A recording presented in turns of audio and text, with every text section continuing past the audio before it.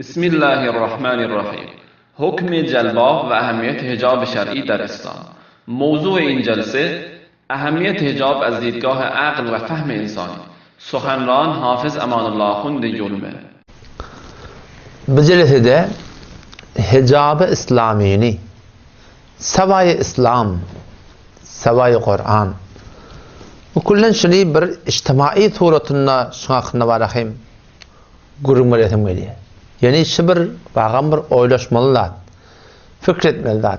Ki bir denane ki camiada hicab riayet etiye, o bir denane ki camiada hicab riayet etmeye, ya bir hanımada ki camiada hicab riayet etiye, bir hanımada ki hicab riayet etmeye, ya bir hanımada ki mehrem namehrem riayet etiye, o bir hanımada ki mehrem namehrem riayet etmeye, dini diyanetten başka, Kur'an-ı sünnetten başka, dünya ve ahiretten başka, şimdi akli taydan marahim şu hakkında Müslüman doğrulan birazcık bir oylaşmak gerek.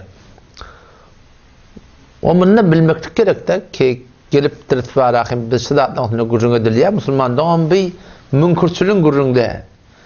Ya hiçbir insani yok ki lezzeti haramın lezzetini bilmeyen dursun ağlamadır Müslüman doğan. Ya bu zatlardan ayarlı oğulları size men yüzler vaitken gurrun etmeklik size ayarlı oğulları bir içtimai hukuktan bir zindagi insani şu dünyanın yaşayışının bir lezzetlerinden bir peydalanmalı zatları Müslüman doğuldum size alıqqa almaktadır. Bir köşe hicab size bir iffete pak dameliş. Sizin hifazatınız şunla. Sizin dünyanın hem qavlığı şu dünyada sen rahat gelmektigin ve şu dünyada sen tıyılaglı, hormatlı olmaklığınız var ahim şu hicabı riayet etmektedir. Çeferdi itaden çıkanıvada itaden. Sizin iffetinin hifazatı şey. Eğer şu iffeti ki denanıda var, eğer yere dökülse, aynı bir soğun yere dökülse öyle bir günah olmaya, şu hicab şu iffeti hifzetiye. Sizin arastalığınızı ve sizin marahim ad avrayınızı ne metiye? Şu hicab-ı İslami, şu hicab-ı Kur'ani, şu din-i İslam'ın aydanına uğraşmak marahim ne metiye? Camiatın hifzetiye. Camianın günahdan hepsetiye ve sizin ödünüzde fesattan ve herkesin arkasın size iyiliğinden gödep, öngüden gödep, taşçavlığından gödep, mesele okumakından Müslümandan hepsetiye. Hanımadan dargamatılığına şey hicab bir kamır kömek. O için hakkında bir tiki film var.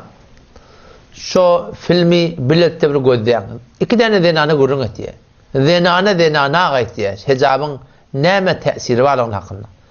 Bir kim Allah Teala şibir aydilen gurun beter bir yani ben şunu dedim kulak atamda beter bir yani bir mufid gördüm ayalla gollan marahim şu mevzunu düşünmekliğine varahim bir qav bir noktası değil. Şu film millette gödeylin inşallah Teala gurun toram qalan idimi inşallah aytip bereyim.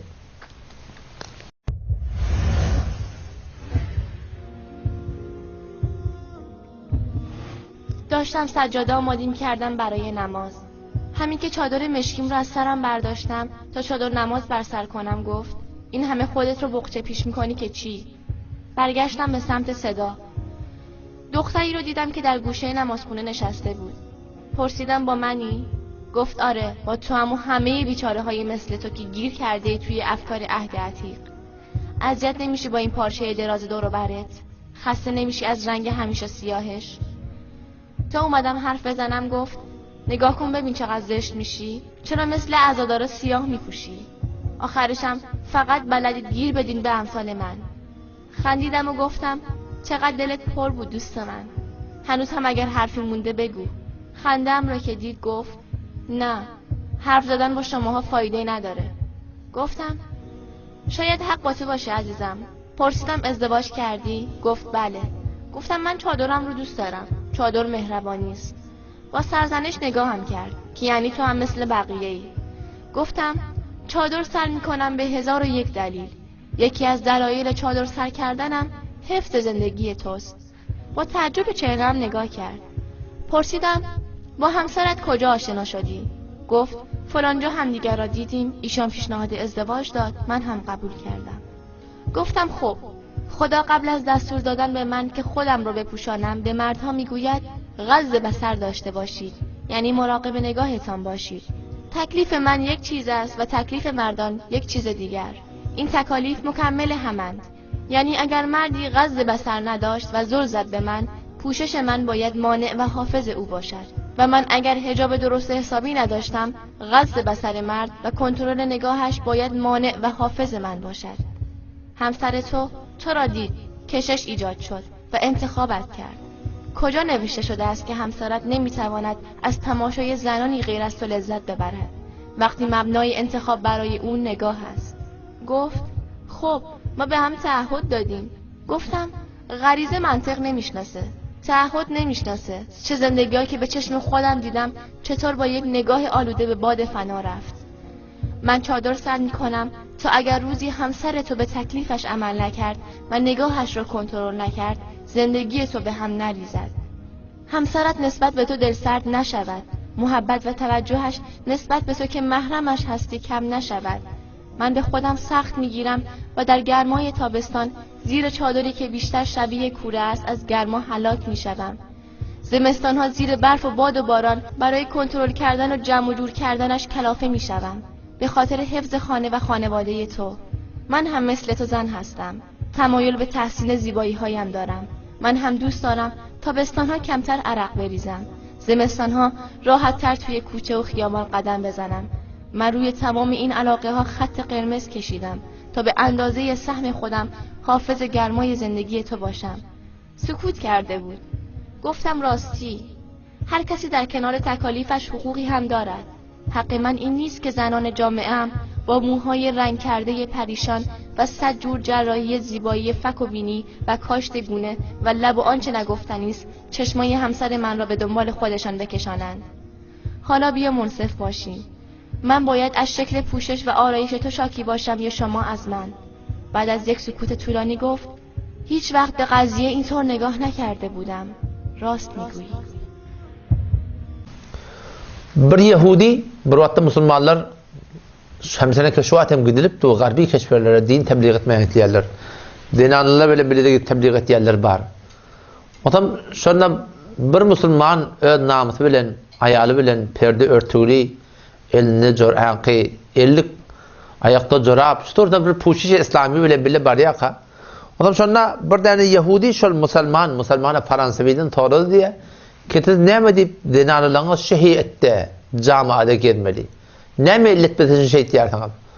O zaman Müslüman düşündürmeden şimdi diye men bir mesele oraya tanga sen bana cevap verdi diye. Bolya ne mesele olacak? Ona cühünden bir nesene çocuk şokolat çıkardı diye. O zaman son bir tane iki değerlerinde qabığını ayırdı diye. O zaman bir yere okladı diye. O ne yerdi diye kummollu diye. O zaman yamaçlardan yankı çocukları yığınadı diye. Yankı Yahudiye diye her çocuktan hayatı yerini alacak. Onu olaydı diye mesela kaplı çocuk alacak. Ona kapsız almayardın çünkü hafalanıptır. Bulaşıptır. Onunla diye bizim hicabımız aynı bir kap bizim dinanamızda hifazet et diye. Herkesin arkasın didinden, herkesin arkasın nazarı bedinden, herkesin arkasın ona varahın gözünün qıyığılığını deyip metre okuyacak olup yine vurdat demesinden bizim dinanamız şu suratında şu hicab bilen camiada amandan galiye camianın mafasının hakkında deydi. Ondan sonra o soruda diye ki siz ne yaparım bu diye heleyle, sizin heleyleğiniz erkekle bilen bilece oturuşmaya onu olaydı diye bizim dinanalımız Müslümanın dinanası yani Melike Elizabeth yarak değil. Şu an burada Melike Elizabeth'in yanında barpasar ya, barpasar mı ya ne mi diyor Melike da o böyle kan dereceli. Onun yanında barcak kotan belli adam barpasar ya. Onun bizim dinanalımız da her gayti şu Melike Elizabeth yarak erzişli İslam'da değil diye. Her kim barcak olsa bayat çılgın kanun kavanine ora şeriat İslam'ı ora bulmalı. O zaman şu taydan ben Müslüman doğullum. O zaman ayarlı olur. Yani eğer camiada da tabiatta da gördüğünüz her bir adam puşeşi var şol avdan. Ve her adam puşeşi yok bataşan avdallığından kemelliye. Ve her dadaki erzişi olta şoni avdan dağıtları puşeşli yerde, örtülü yerde koyuluyor. Hemşiren ki sen şu konuda qızıl kümüşü ki öyde ba her yerde okman koyulmuyor. Belki kümette ve kümetin de inki qaim yerine ve kümetin qaim yerine inki qabat yerine var hemşiren koyuluyor. Ya sedef-i morvari diye ki biz eştiyat ki sedefin içinde morvarit vücuda geliyor. Şu morvarit şu sedefin içinde hicab da aynı şu tuğratında bir siz ayarlıqalla bir sedef bir morbari dikati şu hicab näme sizin şu taşındak sedef şey. Ya hatta sen şu kun yani bazıları mi olmana baranda öten ýylyň ermedinin daşına burada poşeş giydirip koyupdurlar. Öten ýylyň portakalın daşına poşeş giydirip koyup peletik burada. Şu gödüňe awadan görnýär. Şonu insan barahim alaty gediýär, iýetin gediýär. Şoň bir rownakllyk bar ähne gödüňe görnýär. Şoň tazegeti gödüňe görnýär musulman dogan. Eň suratyny hijab hem şeýle şu ayarlygyň zinetiňiz, ihtiramyňyz. We her bir erk adamyň tiyliği, hormaty awre jamada şonuň denanasynyň hijabyna. We her bir denanaň da tiyliği, hormaty şonuň hijabyna musulman dogan. Siz ayarlygylar şunu bilen goýun ki eger şu hijab-ı İslamiyeti raat etmetiňiz, jelbab başyňyzda bolmasa, ýüzüňiz örtgül bolmasa, eliňiz deskeçli bolmasa, Peygamber Huda aleyhisselam şu denanaň hakyny näme diýipdir? Onu aýdypdyr ki en-nisa hubalatu şeytan diýipdir. Denanalar şeytanın torları diýipdir. Torokly erkek adamlary helelen üstübilen. Haçan? Bunu siz erkeklerden soraň.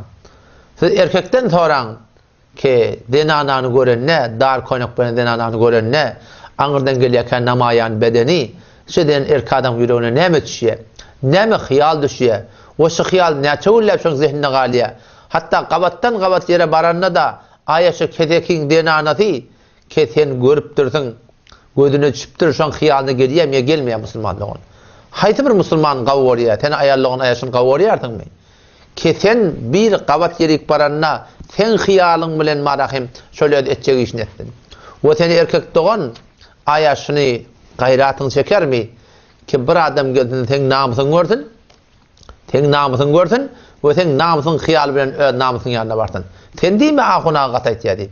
Ya ahunaga bu bir mümkinçilik etýär diýip. Sen özüň, öz imanyň, öz wujdanyň men başarjak şuny. Şu erkek adamlar ştaýda cemaat öýde 100 nefer oturan bolsa, eger şu 100 neferiň haýsy birine gasam berseň, keten jamaada bir denanyň ýanmasyny görýärsiň. Bir denanyň awdalygyny görýärsiň. Bir denany aňyrdan gelýär taňa namayan bolýar bir heýetde bir şekildeki teňe jelbi nazar etýär, teň şähwetiň tahrik etýär, teň özüni mala maýil etdirýär.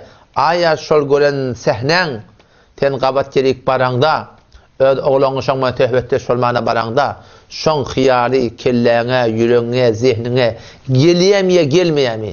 Eger şu otakda 100 adam oturan bolsa, şu 100 adam haýsy bir gasam içip kepläp bilen köýök ahunaga men hyýalyma gelmeýär. Başarma musulman dogan. Erkek adamy erkek adamdan soraň. Heleyle şaýpatlar bilmeýän bolsun. Heleyle bir dar konukky halka ýedikki. Göwsüz ady belli halka etýär diýip etýär. Ýüzüňe açyk halka etýär diýip etýär. Taşyn kökedi halka etýär diýip etýär. Dar konukky ýyny ýanmaşlar bir halka etýär diýip etýär. Emma erkek adamlar şu wagan bir musulman dogan jamadyr, wagyýetçi. O taýdan marahim yalandan papaýja türüme ýüreň arasynda bolsun, ýüreň arasynda bolsun. Bir wagyýet iki barahim şuny hiç bir erkek adam inkar et başarmar. Otam şu taýdan seni ayarlygyň şoňa sen namus et, utanç et, haýa et, şermet ki sen bir adamın hyýalyna, ýorganyna girmeli. O şol iş haram ýöne. O sen erkek adamdan namus etmeli, hyýalyňa, şu hyýala. Sen utanç etmeli, şermet etmeli musulman dogan ki meni senin namusymyz şu hijab hanawadan raat etmeli direkli, onuň munyň ýorganyna girmeli musulman dogan. Papaýja türýäniň peýdaty ýok. Özüň bilen sadyk bol. Şu öwde çektirme goýupdurlar. Çektirme goýupdurlar. 100 adam da ştada oti imellädi helesini. Oturarlar adamlar. İmellädiler. Emma kim hewat etip bilmez. Hewatyny onu kim geçer? Bir adam taf bolarmy ki şin hewat etmeýänler. Ozen Allah Taala insanyny Peygamber näpdir? En-nisa hubalatu şeytan. Denanalar şeytanyň tor diýipdir.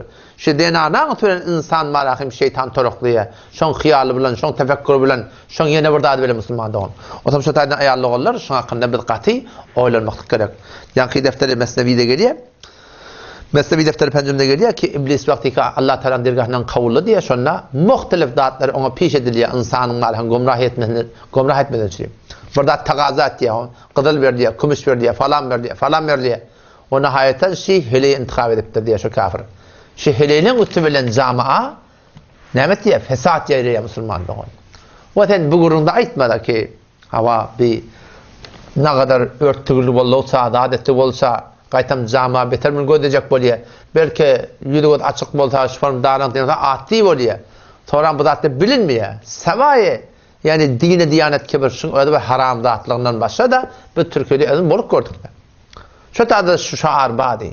Kağıp tadı hiç kim bilenak, hiç kim gödenak. Ben dedim dur dedim. Sizin şu düşünüşünüz yanlış dedim. Anırda 2 tane ana geldi. Men gödesen dedim. Şu 2 tane ana geldi şu tadan. Bir bet şekil, bet suratında. Bet halatta hicaptaydan gelýärler. Men göde şonu kim gödýär dedim. Şu taada gelip ben Türklük hem gödýärmi, İraniler kärek gödýärler. Nihayeten de şu Türklük iyicek yalak. Nihayeten de marahim o kenara çektiler şöyle gurrun etmeyendirler Müslümanlar. Bu da bir feribi ki camiaten şun kun marahim. Bu da atdi bolýar. Müslümanlar iyi bismeklige atdilik bolmar. İnsan hiç wagtda iýmeden galmaýar. İnsan hiç wagtda içmeden galmaýar. Her näçe dökülip dursa, yeni azgan wagtyň iýersin. Yeni sultan wagtyň içýärsin. Yeni üşeýän wagtyň geýärsin. Bu bir tabii niýazlar ki insan Allah ta wujuduna goýupdyr. Muny halal suratynda, halal ýerine marahim etmek gerek. Şu datlary öz wujudyna, şu suratynda ispat etmek gerek. Otam şu taýda musulman dogan aýally boldum, we erkek boldum. Şuň hakynda marahim biz gaýym durayly. İslam, Kur'an, din, diyanatdan juda gane şu zatlar beneteniň hany we adamynyň, dinimizin, diyanatymynyň, ýüregimizde hyýalyň, fikriň hemmesini näme? Safaty we samimiyeti we paklygy zatlygy näme? Şehjaby bar ya musulman dogan.